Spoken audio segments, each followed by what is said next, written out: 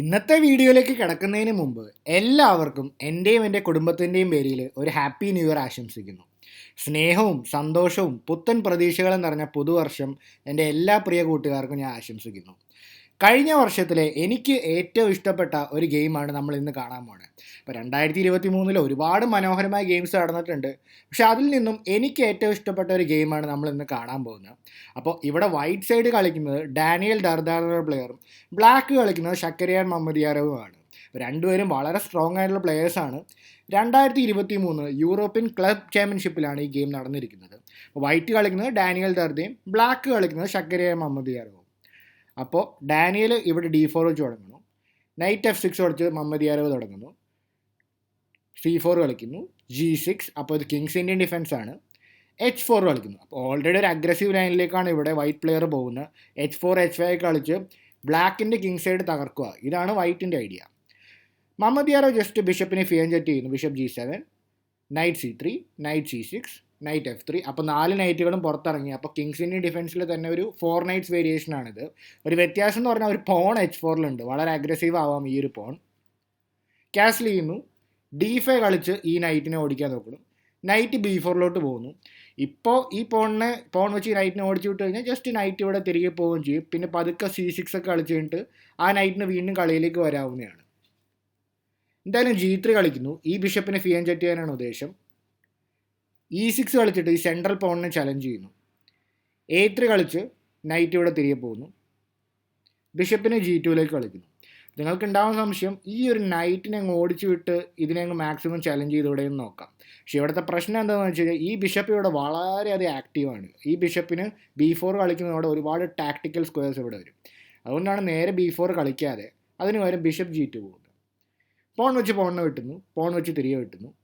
റൂക്കിനെ ഇവിടെ കളിയിലേക്ക് കൊണ്ടുവരുന്നു. അപ്പോൾ ഈ ഒരു എക്സ്ചേഞ്ച് തന്നെ കിങ്ങുമായിട്ട് ലൈനപ്പ് ചെയ്യാനാണ്. അപ്പോൾ കിങ് ഇവിടെ നിന്ന് കഴിഞ്ഞാൽ ഡേഞ്ചറസ് ആണ്. അതുകൊണ്ട് ക്യാൻസൽ ചെയ്യുന്നു. ഇനിയാണ് നൈറ്റ് ഇവിടെ C5 കളിച്ചു. ഇപ്പോൾ ഈ നൈറ്റ് ഇവിടെ കുറച്ച് ഓക്വേർഡ് ആണെങ്കിലും ഇപ്പോൾ നല്ല പവർഫുൾ ആയിട്ടുള്ള സെൻട്രൽ സ്ക്വയറിലേക്ക് വരുവാണ്. D6. ഇത് വൈറ്റ് ഒരു ബ്യൂട്ടിഫുൾ ടാക്ടിക്സ് ഇറക്കുവാണ്. ഇതിൻ്റെ ഐഡിയ ബ്ലാക്കിൻ്റെ പോണുകൾ ഡബിൾ ചെയ്യുക, ആ പോണിനെ പിന്നീട് വീക്ക്നെസ് ആക്കുക എന്നുള്ള രീതിയിലാണ്, വീക്കാക്കുക. അപ്പോഴാണ് ഈ പോൺ പുഷ് ചെയ്തിട്ട് C6 കളിക്കുന്നത്. അപ്പോൾ ഈ പോണിനെ എടുക്കുന്നില്ല. അതിന് പകരം ക്യൂവിനെ ഇങ്ങോട്ടേക്കൊന്നും വരാൻ അനുവദിക്കുന്നതിന് പകരമാണ് പോണിനെ ഇവിടെ C6 ഇവിടെ മമ്മദിയാരവ് കളിക്കുന്നത്. ഇനി ഇതിൻ്റെ 2 ഉദ്ദേശമുണ്ട്. വേണമെങ്കിൽ റൂക്കിനെ ഇവിടേക്ക് കൊണ്ടുവന്നിട്ട് പതുക്കെ ഇതിലേക്ക് പിന്നീട് പ്രഷർ കൊടുക്കാവുന്നതാണ്. നൈറ്റിനെ ഇവിടെ D2 പോകുന്നു. അപ്പോൾ ത്രെട്ട് ഈ ലോങ് ഡയഗണലിലേക്ക് ഒരുപാടുണ്ട്. മാക്സിമം സ്പേസ് ഇവിടെ കൊണ്ടുവരാൻ നോക്കുകയാണ്. A5 കളിക്കുന്നു. Idea B4 തടയാനാണ്. B3 കളിക്കുന്നു. B4 കളിക്കാൻ പറ്റില്ല, പക്ഷേ ഇങ്ങനെ രീതിയിലും ബിഷപ്പിനെ ഡെവലപ്പ് ചെയ്ത് ഈ ലോങ് ഡയഗണലിലേക്ക് ആക്കാവുന്നതാണ്.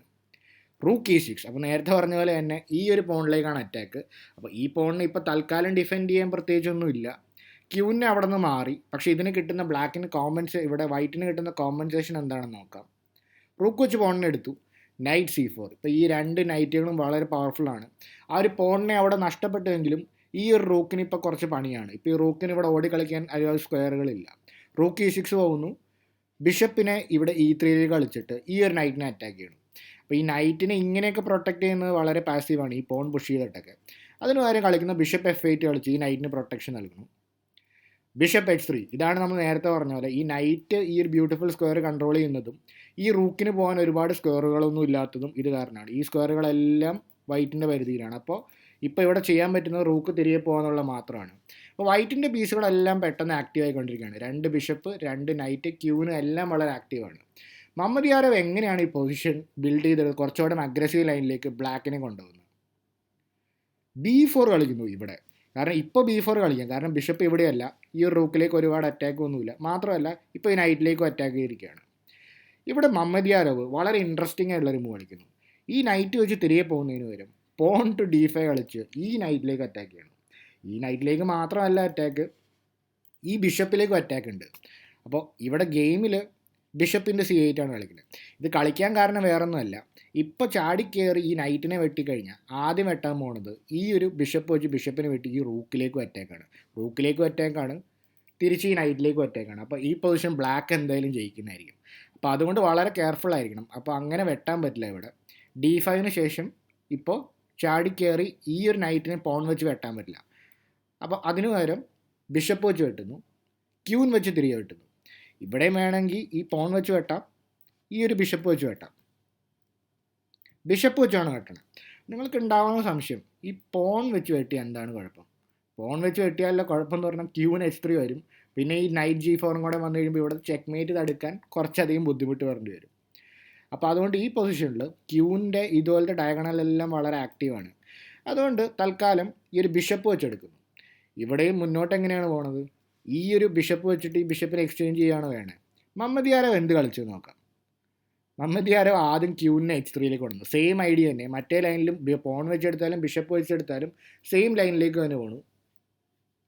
ഇവിടെ നൈറ്റിനെ ഇവിടെ D2 കൊണ്ടുവരുന്നു. നൈറ്റിൻ്റെ രക്ഷയ്ക്ക് മാത്രമല്ല, ഇപ്പോൾ ഈ നൈറ്റ് G4 കൂടെ വന്ന് ഈ മെയ്റ്റ് ഇവിടേക്ക് വരാൻ നോക്കിക്കഴിഞ്ഞാൽ ഈ നൈറ്റ് ഇവിടെ വന്നിട്ട് ആ ഒരു H2² കൺട്രോൾ ചെയ്യുക. ഇതാണ് വൈറ്റിൻ്റെ ഐഡിയ.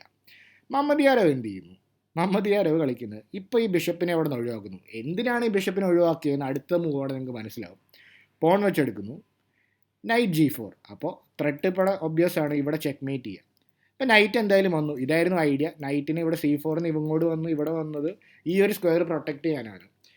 ഇപ്പോഴാണ് മുഹമ്മദ് യാരവ് എല്ലാവരും സർപ്രൈസ് ചെയ്യുന്ന ഒരു മൂവ് കളിക്കുന്നത്. ഈ ഒരു മൂവോടെയാണ് ഇതെൻ്റെ ഒരു ഫേവറേറ്റ് ഒരു ഗെയിമായിട്ട് എനിക്കിത് തിരഞ്ഞെടുക്കാൻ പറ്റും. ഒരുപാട് ഇൻട്രസ്റ്റിംഗ് ലൈൻസ് ഈ ഒരു ഗെയിമിലുണ്ട്. ഇതുപോലത്തെ മൂവ് ഒരുപാട് ഈ ഗെയിമിൽ തന്നെ കളിച്ചിട്ടുണ്ട്. നിങ്ങൾക്ക് വേണമെങ്കിൽ വീഡിയോ ഒന്ന് പോസ് ചെയ്തിട്ട് വൈറ്റിന് എങ്ങനെ ഈ ഒരു പൊസിഷനിൽ മിസ്റ്റേക്ക് പറ്റി ഈ ഒരു മൂവോടെ, നൈറ്റ് F3 കളിച്ചതോടെ ഇവിടെ ഒരു വിന്നിങ് മൂവ് ഉണ്ട് ബ്ലാക്കിന്. മുഹമ്മദ് യാർ ആ മൂവ് കളിക്കുന്നു, അതോടെ വൈറ്റിൻ്റെ ഓപ്ഷൻസ് എല്ലാം മാറുകയും ചെയ്യുന്നു. ബ്ലാക്ക് കംപ്ലീറ്റ്ലി വിന്നിങ് പൊസിഷനിലേക്ക് ആവുന്നു. നിങ്ങൾക്ക് വേണമെങ്കിൽ വീഡിയോ ഒന്ന് പോസ് ചെയ്തിട്ട് ആ വിന്നിങ് മൂവിനെ പറ്റി ഒന്ന് ആലോചിച്ച് നോക്കാവുന്നതാണ്. ഒന്ന് കണ്ടു നോക്കിയാലോ കിടിലൻ മൂവ്, റൂക്ക് E3. അപ്പോൾ എന്താണ് ഇങ്ങനൊരു മൂവിൻ്റെ ഉദ്ദേശം? ഇപ്പോൾ റൂക്കിന് ഇവിടെ വെറുതെ വെട്ടാൻ കൊടുത്തേക്കുവാണോ? അത് ആണോ എന്ന് വെച്ച് കഴിഞ്ഞാൽ വേണമെങ്കിൽ എടുക്കാം, അല്ലെങ്കിൽ എടുക്കാതിരിക്കാം. പക്ഷേ ഇതിൻ്റെ മെയിൻ ഐഡിയ റൂക്ക് ഇവിടെ കളിക്കാനുള്ള കാരണം ഈ ഒരു H2², അതായത് ചെക്ക്മേറ്റ് ഇവിടെ പോസിബിൾ ആക്കാവുന്ന ഈ ഒരു നൈറ്റും ക്യൂനും വെച്ചുള്ള ചെക്ക്മേറ്റ് ഇവിടെ സ്റ്റോപ്പ് ചെയ്യുന്ന ഓൺലി പീസ് നൈറ്റാണ്. അപ്പോൾ ആ നൈറ്റിനെ ഒഴിവാക്കി കഴിഞ്ഞാൽ നേരെ ചെക്ക്മേറ്റ് ചെയ്യാൻ പറ്റും. അപ്പോൾ ഈ ഒരു നൈറ്റിനെ ഇവിടെ നിന്ന് മൂവ് ചെയ്ത് കഴിഞ്ഞാൽ, ആ നൈറ്റ് മൂവ് ചെയ്ത് കഴിഞ്ഞാൽ നേരെ ഇവിടെ ചെക്ക്മേറ്റ് സംഭവിക്കും. അപ്പോൾ നിങ്ങൾക്ക് ഉണ്ടാകുന്ന ഒബ്വിയസ് ക്വസ്റ്റ്യൻ ആയിരിക്കും, ഇങ്ങനെ വെട്ടിക്കഴിഞ്ഞാൽ സംഭവിക്കും. ഇങ്ങനെ വെട്ടിക്കഴിഞ്ഞാൽ ആദ്യം ചെക്ക് വരും, കിങ് മാറും. ഇവിടെ ഇങ്ങനെ ഒരു ക്യൂനിലേക്കും റൂക്കിലേക്കും, അത് മാത്രമല്ല ഇങ്ങനെ ഒരു ചെക്ക്മേറ്റും ത്രെട്ടൻ ചെയ്യും. അപ്പോൾ റൂക്കിനെ ഇവിടേക്ക് കളിച്ചു കഴിഞ്ഞാൽ ആദ്യം ചെക്ക് വരും, നൈറ്റ് വെച്ച് മറയ്ക്കും, ഇവിടെ ഈ ക്യൂൻ വീഴും. അപ്പോൾ എന്തായാലും ബ്ലാക്ക് ഈ പൊസിഷന് ജയിക്കുന്നതായിരിക്കും. അപ്പോൾ അതുകൊണ്ട് ആ റൂക്കിനെ ഇവിടെ വെട്ടാൻ സാധിക്കുന്നതല്ല. അപ്പോൾ പോൺ വെച്ച് എന്തായാലും എടുക്കാൻ പറ്റില്ല ഈ പൊസിഷനിൽ. അപ്പോൾ എന്ത് ചെയ്യുന്നു? റൂക്ക് F1 കളിക്കുന്നു. അപ്പോൾ ഐഡിയ ഇനി അവസാനത്തെ പുകകൾക്കൊക്കെ ശേഷം ഈ ഒരു കിങ്ങിന് വെച്ച് ഇവിടെ എസ്കേപ്പ് ഒരു സ്ക്വയർ കിട്ടാൻ വേണ്ടിയിട്ടാണ്. ഇവിടെ റൂക്ക് A8 കളിക്കുന്നു. അപ്പോൾ ഇവിടെ എന്താണ്, വേറെ എന്തെങ്കിലും മൂവ് കളിച്ചാൽ എന്താണ് കുഴപ്പം? ഇപ്പോൾ ഈ റൂക്ക് A8 എന്ന് പറഞ്ഞ മൂവ് എന്തുകൊണ്ടാണ് ഇവിടെ മുഹമ്മദ് യാരവ് കളിക്കുന്നത്? നേരെ വേറെ എന്തെങ്കിലും കളിച്ചാൽ പോരെ? നേരെ നമ്മൾ നേരത്തെ പറഞ്ഞ പോലെ ഈ നൈറ്റിനെ വെട്ടിയെടുത്താൽ എന്താ കുഴപ്പം? ഇങ്ങനെ വെട്ടിയെടുത്തു കഴിഞ്ഞാൽ നേരെ വൈറ്റ് കളിയിലേക്ക് തിരിച്ചു വരും. കാരണം ഇങ്ങനെ ഒരു ചെക്കൊക്കെ വരും, പക്ഷേ കിങ് F1 കളിക്കും. അപ്പോൾ ഇനി ഇവിടെ എന്തൊക്കെ കളിച്ചാലും ക്യൂന് H3 ചെക്കോ, ഓക്കെ, ഇങ്ങനെ ഒരു ചെക്ക് പോയി കഴിഞ്ഞാൽ കിങ് എന്ത് ചെയ്യും? കിങ് ഇവിടേക്ക് വരും. അപ്പോൾ ഓക്കെ, റൂക്ക് വെച്ച് ഇനിയും ചെക്കൊക്കെ ഉണ്ട്, ശരിയാണ്. പക്ഷേ കിങ് ഇവിടേക്ക് വരും, ഇവിടേക്ക് വരും, ഇങ്ങനെ ഓടി രക്ഷപ്പെടുകയും ചെയ്യും. അപ്പോൾ ഇവിടെ വൈറ്റിന് ഇവിടെ സഡൻലി വിന്നിങ് പൊസിഷനിലോട്ട് മൂവ് ചെയ്യേണ്ടി വരും. അപ്പോൾ ഈ ത്രെഡ്സ് എല്ലാം ഉള്ളത് കൊണ്ട് തന്നെ ഈ ഒരു മൂവിന് ശേഷം അടുത്ത റൂക്ക് കൂടെ ഡബിൾ ചെയ്തു. അപ്പോൾ ഇനി ഇങ്ങനെ ഓടിപ്പോകാനുള്ള സ്ക്വയറുകളെല്ലാം അടച്ചു കളയും. അപ്പോൾ ഈ മൂവിന് ശേഷം വെട്ടാൻ പറ്റുമോ? ഇത്തവണ വെട്ടിക്കഴിഞ്ഞാലുള്ള പ്രശ്നം ഇങ്ങനെ ഒരു ചെക്ക് വരും. അപ്പോൾ ഇവിടെ പോയി കഴിഞ്ഞാൽ നേരിട്ട് മേറ്റ് സംഭവിക്കും, അതറിയാം. അതുകൊണ്ട് കിങ് ഇവിടെ മാറുന്നു. ഇവിടെയും നൈറ്റ് F2 ചെക്ക് മേറ്റ് ആണ്. അപ്പോൾ രണ്ട് പൊസിഷനിലും ഇപ്പോൾ ഈ റൂക്കിനെ എടുത്തു കഴിഞ്ഞാൽ വീണ്ടും ചെക്ക് മേറ്റ് ലൈനിലാണ്. അപ്പോൾ എന്ത് ചെയ്യും? ക്യൂവിനെ D3 കളിച്ച് ക്യൂവിനെ സാക്രിഫൈസ് ചെയ്യാൻ നോക്കണം. അപ്പോൾ ഒരു ക്യൂൻ കൊടുത്തിട്ടാണെങ്കിലും കുറക്കെ ഇനി ബാക്കിയുള്ള പീസുകളെ വെച്ചിട്ട് എനിക്ക് കണക്ട് ചെയ്തിട്ട് ജയിക്കാമല്ലോ എന്നുള്ള രീതിയിലാണ് ഇവിടെ വൈറ്റ് ഇവിടെ ഹോൾഡ് ചെയ്യാനൊക്കെയാണ് ശ്രമിക്കണം. പക്ഷേ ഇവിടെ എന്ത് സംഭവിക്കുന്നു? ബ്ലാക്ക് വെറുതെ ക്യൂവിനെ വെട്ടുന്നു, പോൺ വെച്ച് തിരികെ വെട്ടുന്നു. അപ്പോഴാണ് അടുത്ത മൂവ് റൂക്ക് E3. ഈ റൂക്ക് E3 തന്നെയാണ് നമ്മുടെ വീണ്ടും രണ്ടാമത്തെ സ്പെഷ്യൽ മൂവും. ഇവിടെ റൂക്ക് E3 തന്നെയാണ്. ഇവിടെ ആലോചിക്കും, ഒക്കെ ഒരു ക്യൂൻ ഉണ്ടല്ലോ, ക്യൂനും നൈറ്റും ഒക്കെ ഉണ്ടല്ലോ. പക്ഷേ ഇവിടുത്തെ പ്രശ്നം എന്താണെന്ന് കഴിഞ്ഞാൽ ഇവിടെ വൈറ്റിനും കുറച്ച് പീസുകളുണ്ട്. 2 റൂക്ക് 2 നൈറ്റ് ഹോൾഡ് ചെയ്യാനുണ്ട്. അപ്പോൾ റൂക്ക് എക്സ്ചേഞ്ചിലേക്കൊക്കെ പോയി കഴിഞ്ഞാൽ കുറച്ചും കൂടെ ഒരു ഈക്വലി ഷെൻ ഗെയിമിലോട്ട് പോകും. പക്ഷേ അതിന് പകരം ഇവിടെ മുഹമ്മദ് യാരവ് കളിക്കുന്നത് റൂക്ക് E3 എന്ന് പറഞ്ഞാൽ ആ കില്ലർ മൂവ് ഒന്നുകൂടെ ആവർത്തിക്കുന്നു. വീണ്ടും ത്രെട്ട് ഇതാണ്, ഇതിനെടുക്കുക, ചെക്ക് കൊടുക്കുക, മെയ്റ്റ് ആക്കുക.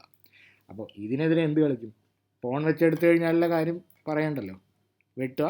ഇനി എവിടെ പോയാലും മെയ്റ്റാണ്. ഇവിടെ പോയി കഴിഞ്ഞാൽ ഏതാണ് മെയ്റ്റ്? Night F2 check മെയ്റ്റാണ്.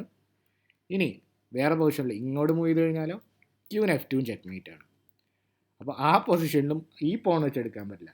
ഇനി ഈ റൂക്ക് വെച്ചെടുത്ത് കഴിഞ്ഞാലോ, ബാക്കിയുള്ള എൻ്റെ ഈ റൂക്കും 2 നൈറ്റും വെച്ചൊക്കെ ജയിക്കാം എന്ന് ആലോചിക്കാം. പക്ഷേ ഇവിടുത്തെ പ്രശ്നം, ആദ്യം നൈറ്റ് വെച്ച് റൂക്കിനെ വെട്ടുന്നു, തിരിച്ച് നൈറ്റിനെ വെട്ടിക്കഴിഞ്ഞാൽ അടുത്ത പോണും പോയി ചെക്കാണ്. ഇനി നൈറ്റ് വെച്ച് മറക്കാനും പറ്റില്ല. കിങ് എവിടേക്ക് മൂവ് ചെയ്താലും, ഇവിടെ മൂവ് ചെയ്താലും ഇവിടെ മൂവ് ചെയ്താലും, ഒരു പക്ഷേ ഇങ്ങോട്ട് മൂവ് ചെയ്ത് കഴിഞ്ഞാൽ അടുത്തതും ചെക്കാണ്, അടുത്ത പോൺ വീഴുകയും ചെയ്യും. അപ്പോൾ ഇവിടെ എന്തായാലും ഇവിടെ മുഹമ്മദ് യാരവ് ജയിക്കുന്നതായിരിക്കും. പക്ഷേ ഇവിടുത്തെ പ്രത്യേകത എന്താണെന്ന് കഴിഞ്ഞാൽ ഈ മൂവിന് ശേഷം, ഈ റൂക്കി 3 മൂവിന് ശേഷം ഇവിടെ മുഹമ്മദ് യാരവിൻ്റെ ഒപ്പോണൻറ്റ് റിസൈൻ ചെയ്യാണ്. കാരണം വേറെ ഒന്നും ചെയ്യാനില്ല. ഈ ഒരു പൊസിഷനിൽ റൂക്കിനെ എടുത്തു കഴിഞ്ഞാൽ നേരിട്ട് ചെക്ക് മേറ്റിലോട്ട് പോകും. എല്ലാ കോംപ്ലക്സ് വേരിയേഷൻ കാൽക്കുലേറ്റ് ചെയ്ത് കഴിഞ്ഞാൽ ഇവിടെ വൈറ്റ് പ്ലെയർ റിസൈൻ ചെയ്യണം. അപ്പോൾ എല്ലാവർക്കും ഒരിക്കൽ കൂടെ ഹാപ്പി ന്യൂ ഇയർ. അപ്പോൾ എല്ലാവർക്കും വളരെ സന്തോഷകരമായൊരു വർഷം ആശംസിക്കുന്നു. നിങ്ങൾക്ക് ഈ വീഡിയോ ഇഷ്ടപ്പെട്ടെങ്കിൽ നിങ്ങൾ നിങ്ങളുടെ കമൻറ്റുകൾ രേഖപ്പെടുത്തുക. കൂടുതൽ ഇൻട്രസ്റ്റിംഗ് ഗെയിംസുമായിട്ട് നമുക്ക് വീണ്ടും കാണാം. അടുത്ത വീഡിയോയിൽ കാണാം.